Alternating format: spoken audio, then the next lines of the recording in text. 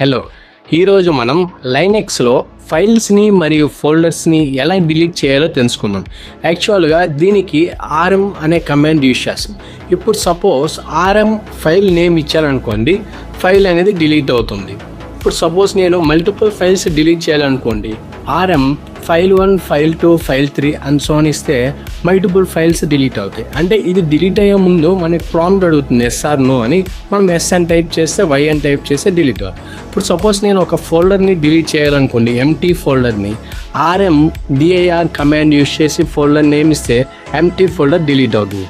ఇప్పుడు నేను ఒక ఫోల్డర్ లోపల సబ్ ఫోల్డర్స్ ఉండి మల్టిపుల్ ఫైల్స్ ఉంటే అవి డిలీట్ చేయడానికి -RF, ఆర్ అంటే రికర్సివ్లీలో ఒకదాని లోపల ఇంకోటి మనం ఫోల్డర్ నేమ్ ఇస్తే మొత్తం ఎంటైర్ ఫోల్డర్ డిలీట్ అవుతుంది. అంటే ఇప్పుడు ఆర్ఎం అంటే ఒక బుక్లో ఒక పేజీని చింపడం లాగా, డిఐఆర్ అంటే ఒక